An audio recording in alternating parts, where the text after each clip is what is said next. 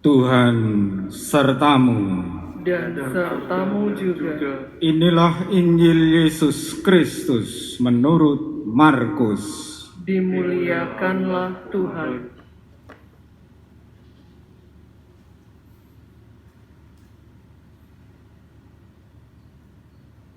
Pada hari pertama dari hari raya roti tidak beragi, pada waktu orang menyembelih domba Paskah, murid-murid Yesus berkata kepadanya, "Kemana engkau kehendaki kami pergi untuk mempersiapkan perjamuan Paskah bagimu?" Lalu Yesus menyuruh dua muridnya dengan pesan, "Pergilah ke kota. Di sana seseorang yang membawa kendi berisi air akan menemui kamu. Ikutlah dia dan katakanlah kepada pemilik rumah yang dimasukinya, 'Guru berpesan, di manakah ruangan yang disediakan bagiku untuk makan Paskah bersama dengan murid-muridku?' Lalu orang itu akan menunjukkan kepadamu sebuah ruangan atas yang besar, yang sudah lengkap dan tersedia. Disitulah kamu harus mempersiapkan perjamuan Paskah untuk kita." Kedua murid itu pun berangkat, dan setibanya di kota mereka mendapati semua seperti yang dikatakan Yesus kepada mereka. Lalu mereka mempersiapkan Paskah. Ketika Yesus dan murid-muridnya sedang makan, Yesus mengambil roti, memberkati, memecah-mecahkannya, lalu memberikannya kepada para murid seraya berkata, "Terimalah, inilah tubuhku." Sesudah itu ia mengambil piala, mengucap syukur, lalu memberikannya kepada para murid, dan mereka semua minum dari piala itu. Dan Yesus berkata kepada mereka, "Inilah darahku, darah perjanjian yang ditumpahkan bagi semua orang. Sesungguhnya aku berkata kepadamu, aku tidak akan minum lagi hasil pokok anggur sampai pada hari aku meminumnya yang baru, yaitu dalam kerajaan Allah." Sesudah menyanyikan lagu pujian, pergilah mereka ke Bukit Zaitun. Berbahagialah yang mendengarkan sabda Tuhan dan tekun melaksanakannya. Sabdamu adalah jalan, kebenaran dan hidup kami.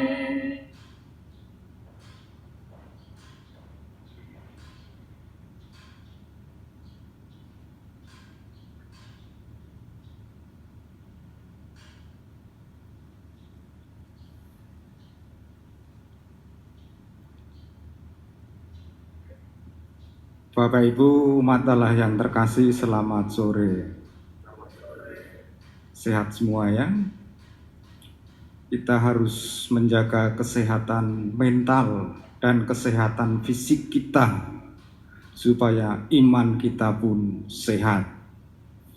Karena situasi pandemi sekarang ini banyak orang tersinggung, gampang marah, stres, dikit-dikit nyolot kata-katanya. Kalau jiwa kita sehat, raga kita sehat, meskipun kita kadang-kala letih, kita akan penuh syukur menjalani kehidupan yang sedang tidak mudah ini. Umat Allah yang terkasih, perjamuan terakhir Yesus bersama para murid seharusnya menjadi saat-saat yang paling membahagiakan bagi para murid, di mana para murid merasa sungguh dicintai, diterima apa adanya, merasa senasib sepenanggungan. Harapannya ketika Yesus disalib, meskipun mereka tidak bisa menolong Yesus, paling tidak mengkhianati Yesus. Tetapi nyatanya sudah diajak makan bersama ketika Yesus disalib. Para murid berkhianat, bagaikan warga negara menjual bangsanya. Mari kita merenungkan dalam hidup kita. Renungan kita berasal dari bacaan Injil hari ini yang boleh kita petik agar kita bisa menikmati hidup ini dengan kesehatan yang baik, dengan penuh cinta kasih. Peristiwa yang dikisahkan dalam Injil hari ini, yakni perjamuan malam terakhir Yesus bersama para muridnya, dikaitkan dengan perjamuan Paskah Yahudi. Kita tahu setiap tahun bangsa Yahudi merayakan Paskah. Di kalangan Yahudi pada zaman itu, hari dihitung mulai dari terbenamnya matahari hingga maghrib berikutnya. Jadi hari itu dimulai jam 6 sore ini sampai jam 6 sore besok. Itu disebut satu hari. Satu hari terdiri dari sore dan malam hari serta siang hari berikutnya. Menjelang Paskah Yahudi masih pada hari yang ke-6 Jumat, anak kurban domba disembelih, tetapi baru dipersembahkan dalam upacara pada sore harinya yang sudah terhitung hari berikutnya, yakni malam Paskah Yahudi, kalau kita Sabtu sore. Injil Markus melihat perjamuan terakhir untuk mengantisipasi peristiwa wafat Yesus disalib dengan perjamuan Paskah, seperti harapannya yang saya katakan pada awal tadi. Yesus menegaskan pemberian dirinya, tubuh dan darahnya, sebagai jaminan perjanjian keselamatan yang baru. Barang siapa bersatu dengannya akan terikat di dalam keselamatan. Roti yang disambut dan anggur yang diminum menandai kesatuan dengan tubuh dan darah Yesus. Inilah tubuhku, inilah darahku, darah perjanjian baru. Dalam perjanjian lama yang kita dengar dalam bacaan pertama, untuk merayakan Paskah begitu rumit, ada aturan-aturan yang jelimet yang tidak boleh dilanggar.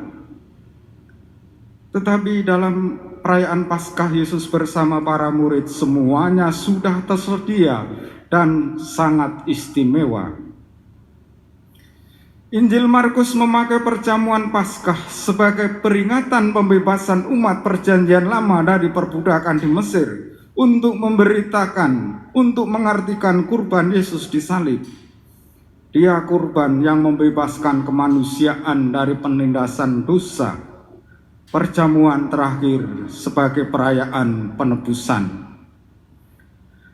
Perjamuan terakhir dalam bahasa Ibrani yang dirayakan setiap tahun berakah, yakni ibadat yang bagi orang Yahudi menjadi perayaan bersama.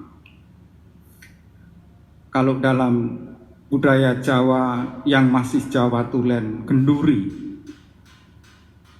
Seperti halnya perjamuan barakah untuk memperingati dan menghadirkan kembali peristiwa pembebasan umat Israel dari Mesir.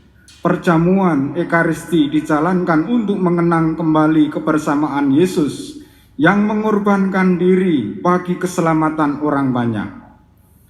Gagasan Eukaristia bahasa Yunani sama dengan gagasan barakah dalam Ibrani dan mirip dengan budaya Jawa genduri, tapi budaya Jawa yang asli.